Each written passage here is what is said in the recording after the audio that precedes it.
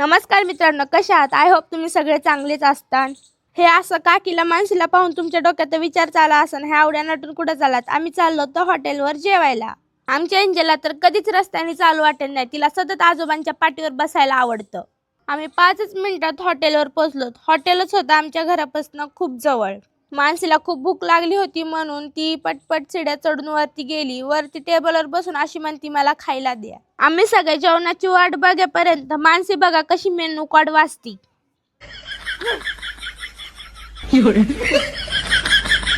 ती menu card वाचत होती का कविता बोलत होती मला तर हेच कळत नव्हतं। ते पाहून मला खूपच हसायला येत होतं।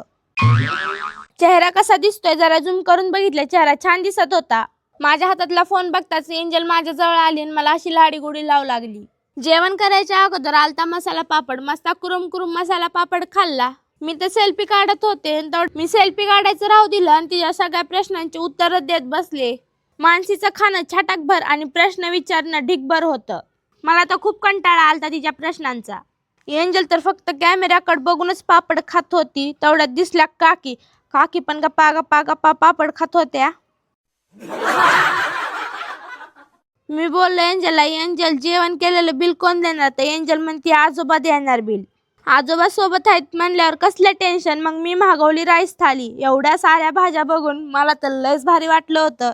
त्या थालीमध्ये करडीची भाजी, वांग्याची भाजी, वालाची शेंग, डाळ भात, दही सगळं जेवण होतं। ही थाली फक्त माझी होती आणि बाकीच्यांना खायचा होता पनीर मसाला आणि तंदूर। त्यांच्यासाठी असे ताट सजवले होते। थोड्या वेळात सगळ्यांचं जेवण आलं। त्या वेटरने सगळ्यांना ताटामध्ये थोडी थोडी भाजी आणि तंदूर दिली। माझी थाली खाऊन झाली की मी मागवला पनीर 65। काकींनी तर माझ्या 65ची तर सगळी वाट लावून टाकली होती। माझ्या पनीर 65ला काकी म्हणल्या ठोकळा।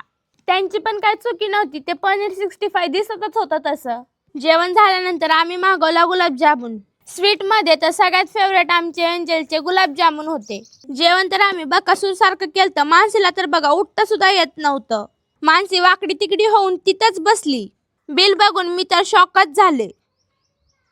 जाऊ द्या, आजोबा सोबत होते म्हणून बिलाचं मला काही टेन्शन नव्हतं। आम्ही निघालोत घराकडे जायला। बाय, भेटू पुढच्या व्लॉग मध्ये। व्लॉग आवडला असेल तर लाईक, सबस्क्राईब, शेअर, कमेंट नक्की करा।